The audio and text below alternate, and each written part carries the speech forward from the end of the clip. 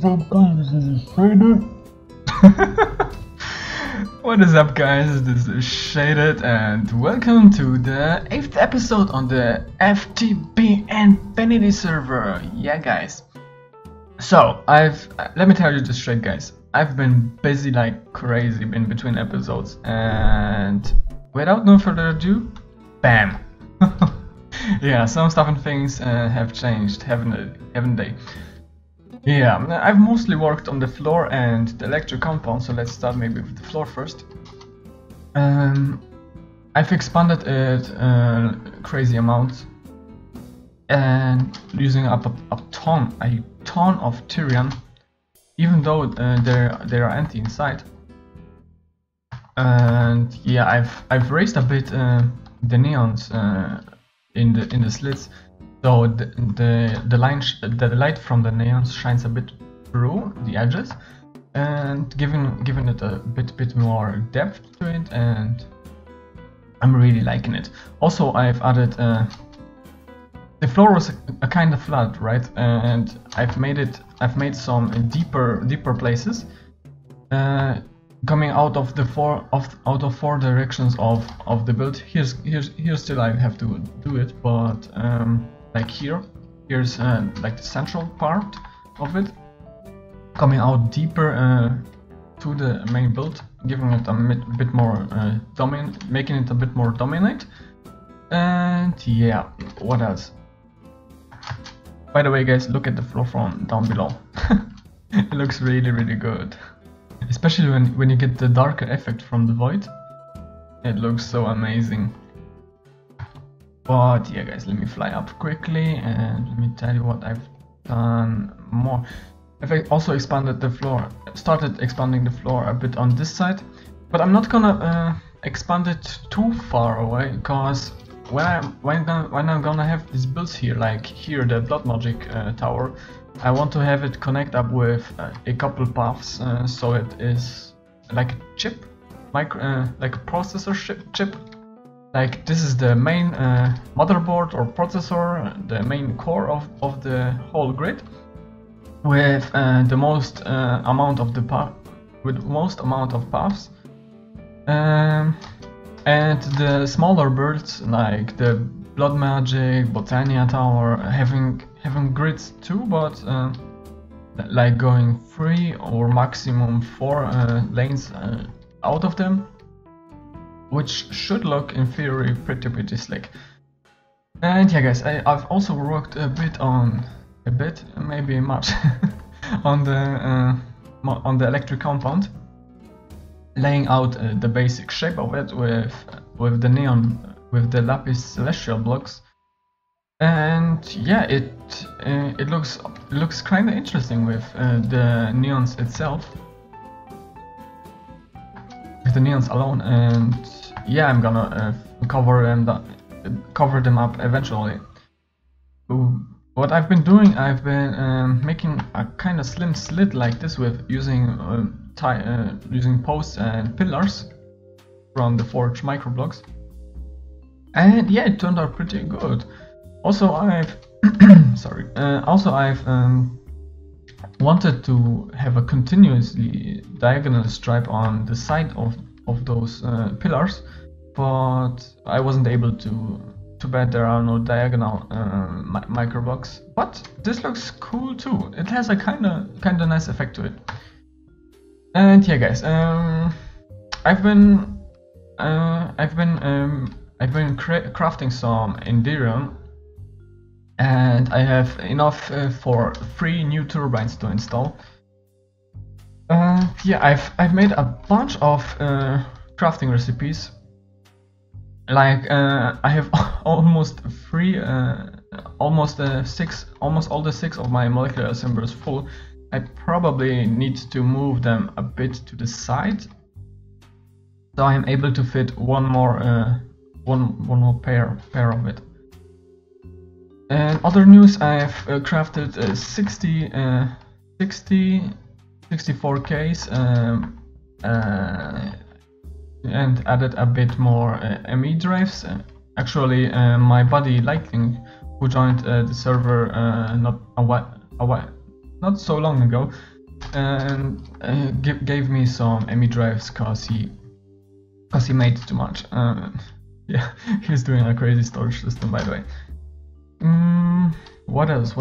Yeah, I think I haven't showed you that I've automated my smeltery, like all the items go inside of here. Which chest is it? It's this chest, I think. Yeah, I've like yellorium dust. I'm doubling the production of yellorium dust with pulverizers. And yeah, 3 of those chests are for auto smelting, and the one chest is when I have some crafting recipes. This is the chest to go. Like I have graphite blocks to craft or something like that. What else? Yeah, I'm close to finishing up the main build. Like I've added more graphite blocks to it. Yeah, what else? Let me think about it in a second, and then I will meet you guys again. Oh yeah, guys, I've also changed the setup of my alloy smelters because they were giving me a hard time. And yeah, basically they were set up to a chest that was connected up to a ME interface, and the chest was feeding the alloy smelters randomly, even though I had let me show you guys. Even though I had round robin disabled, I have it enabled for the sag mills because it's no big whoop. Even though I haven't got round robin enabled, what round robin does, it evens out the amount of items going into the machines. And yeah, it was giving me a hard time with the alloy smelter, so I just went with ME interfaces on the sides of it and set them up to push and pull mode, which works pretty well for me. You have seen the paddle. I've installed a 3 magma crucibles, resonant of course. This guy for production for producing cinnabar to further produce the shiny ingots for the Enderium, and some resonant ender tanks and resonant destabilized redstone tanks. Mostly I'm using the resonant ender tanks to fill up my tesseract. So what I want to do in today's episode, or at least for now, I want to install my Enderium blocks into 3 of those turbines. This turbine is actually ready, and it hasn't got any coils in it, and look guys at the speed of it. 12,000 RPM. How crazy is that? Oh yeah, guys, and I've been doing a bit logic work on how I want to have the reactor working. I didn't want to get into computer craft or too advanced stuff, but I'm having 2 Ender IO power monitors installed, like this guy, and there's another guy on top of the electric compound. And what this guy does is it emits a signal when the whole system is depleted. So when the battery, the Draconic Core I'm gonna have in the top, is empty, and then this vibrant capacitor will empty out, then this guy will put out a signal to the reactor to shut it all, like to turn it on. That's the word. And on this side I'm having a system to detect whether the battery is full. Basically I have a capacitor bank that is set to less input than output, and what this does is it basically when the battery is full, when the Draconic Core is full and the power has nowhere else to go, it will go to the capacitor bank, and when this guy is 15% full, right now it's 0% full, And if this guy is 15% full, because I want to shut it off as quickly as possible, because the turbines have still rotational speed, so they will keep their momentum and slowly slow down through time, but they still will generate power, so I need to shut them down as quick as possible, so it's the most efficient, right? And this guy is sending out a signal telling the reactor to stop. So basically, to make it more simple for you guys, I'm using a toggle latch, and yeah, this is let's say this is our power monitor that detects if the system is empty, and this guy is our power monitor when it detects the system is full, right? So let's say the system gets emptied, this guy gets a signal, bam, reactor turns on, right? Through time, this guy will turn off because it will reach 90% power, and once this battery is fully full, the power monitor on that side will turn on, and bam, shutting down the reactor. It's a pretty simple system, and eventually when the power monitor is depleted, it will turn off again, and we are back on the beginning state. So it should work in theory. I haven't tested it yet because I haven't got the core installed, which we are gonna do in today's episode as well. So first of all, let me install some coils in this turbine, and I'm thinking the turbines that are closest to my base, and then I will meet you guys again. Help me guys, I've been sliced and diced by my own turbine. This is so derpy. Yeah, I've crafted up a stuff of power. Not stuff of power because it's stuff of traveling. I still have to install some anchors to get more easier around the place, but not now. Right now I'm gonna continue installing the coils. Whoa, this looks so good. Oh yeah, they're turning in the opposite directions. Oh nice, I haven't predicted this. Sweet, this looks good. It definitely does. Let us see, are they keeping up with Steam? They are not. How about this guy? I think this one needs more speed upgrades, because right now they're pumped in. Yeah, then definitely more speed upgrades. Speed. Because they have a longer distance to go through than those two guys.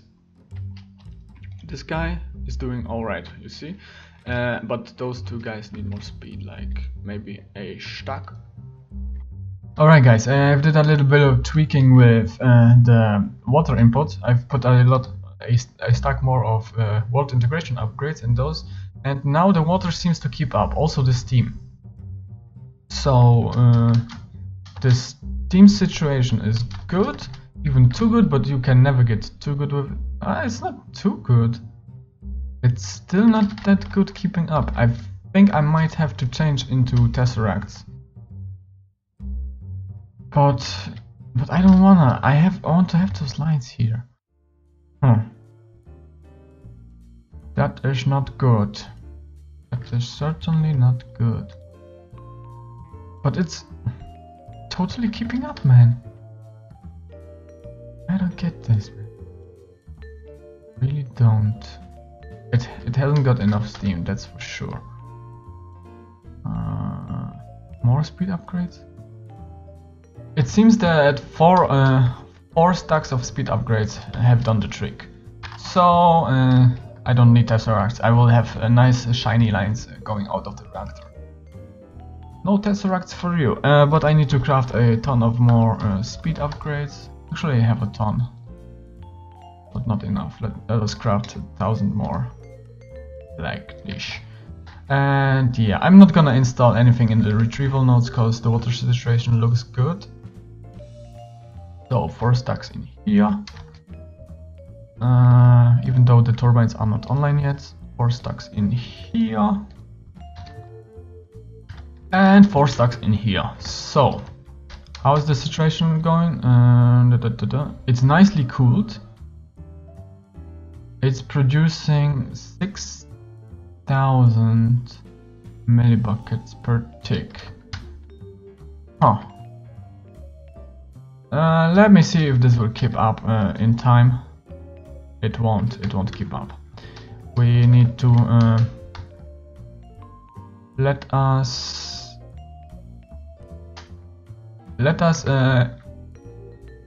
retract the fuel rods by 1%, all of them. If you press Shift, Alt and Control, you retract all of them at once. So now we have 8,000. Every turbine needs 2,000, so we should be good to go. And yeah, it's still burning out very low, and it still has a low burnage of the yellorium.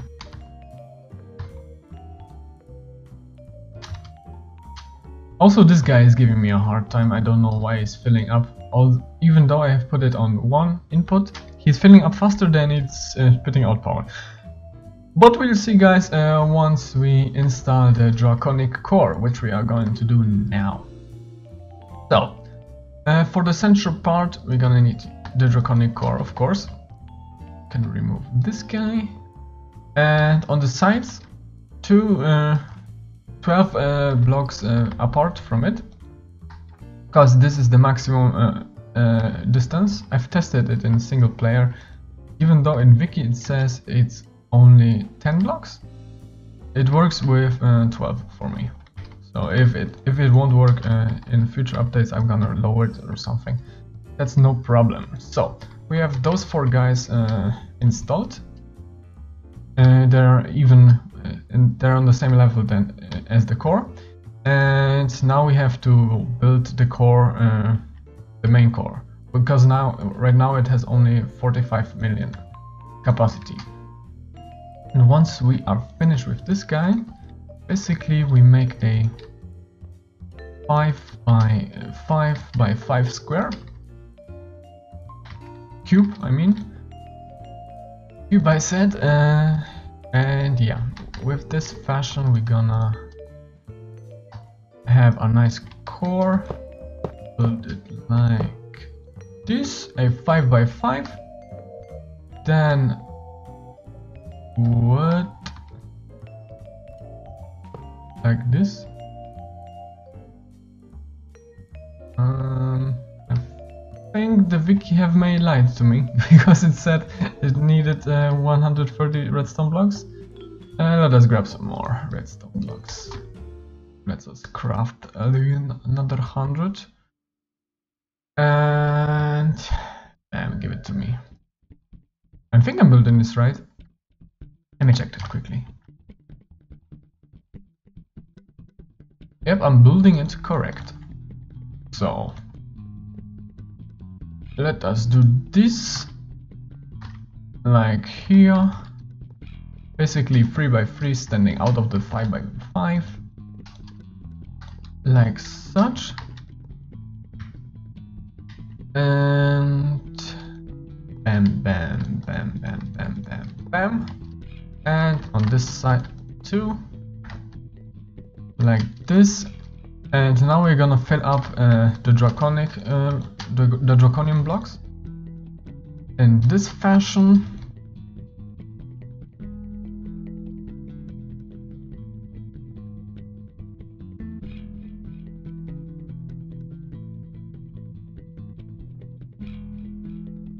Like such, and fill up the rest of those guys with a 3 by 3 on the caps of it. Whoopa. Like this. Bam. Here. And here also. And last but not least. Bam. Whoa, getting massive frames. Like such. should be good in the hood. Now we give it a tester. Not like this. What do you do? Shift right click. Bam! Ha! Awesome. Awesome stuff. Yeah, it looks really good with the bees. Like, yeah, I was experimenting a bit how this will look, but it will look pretty slick. Nice. And yeah, nice distance. Yeah, really good. I'm really digging it. So now we install the energy pylons. One on inlet mode and one on outlet mode. How do you do this? I need some glass.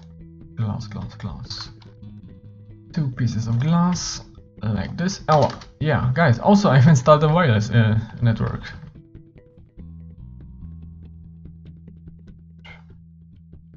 Alright, this is on outlet mode now? Is it? Yep, it's charging up. And how's this guy doing? Yeah, it gets depleted. Nice. It gets depleted, guys. That is good news. Right. So this guy is slowly filling up. Already we have 5 million. That's not a big amount. Yeah. This guy is on inlet mode. This shed is set on Shaded's main power. It is set on send only. And this is set on Shaded's reactor. So the power goes straight into the core, not into our main power system, but it goes all into the core. And we're already at 7 million. It's pretty slick. It's a pretty slick tempo, considering we haven't got even the reactor enabled. So yeah, oh yes, guys, this guy is depleted, right? Let us set it on 500 again, like such. And yeah, it's not filling up. That is good news. That is good news indeed. So, yeah. So this guy will only fill up when this guy is full, because power won't have any more place to go to. And once this is filled up with 50%, nice. Once this is filled up with 15%, this will give a signal turning out the reactor. But it will take some time to charge up the core, because it's 356 billion. How crazy is that? So in the meantime, I'm thinking I'm gonna oh no, this guy is disappearing. What else? I think I still can have a nice angle. Oh no, I can't. Ooh, that's bad. Too bad you can see him from far away. Maybe I need to change my render distance. But anywho, that is that.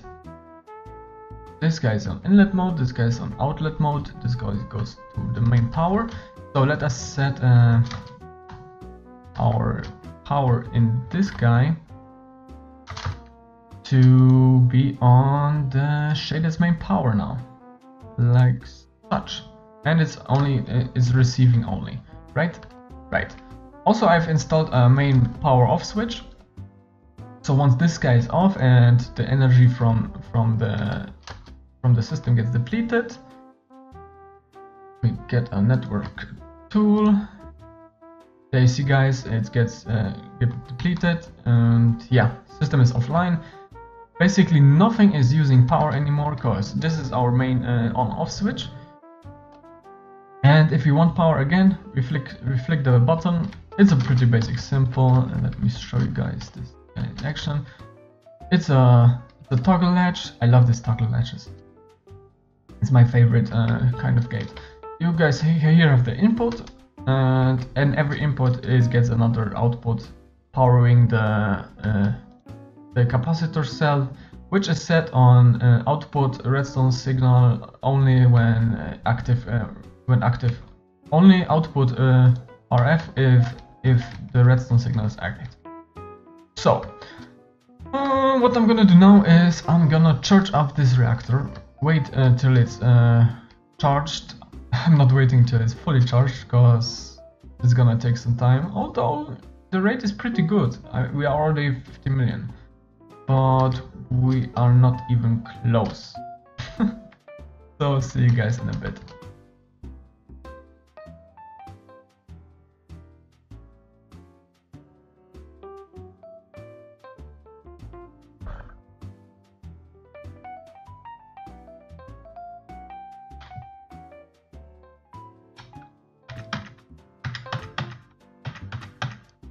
So we have 187 billion divided by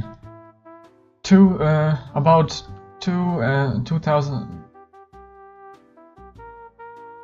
So we have 80. So we have 187. So we have 187 billion. No. We have 187 billion RF in our system already, and used up 2,000 and about 2,100 yellorium ingots, which gives us roughly 88 million RF per yellorium ingot. So that's a crazy amount, to be honest, and I'm fully satisfied with it. Once we have the last set of turbines, the effectivity will be even more. So yeah, that's a thing. But until then, guys, I'm gonna start with a time lapse in the next episode probably. And until then, guys, I hope you stay chilled throughout the rest of your day, and I will hopefully see you soon.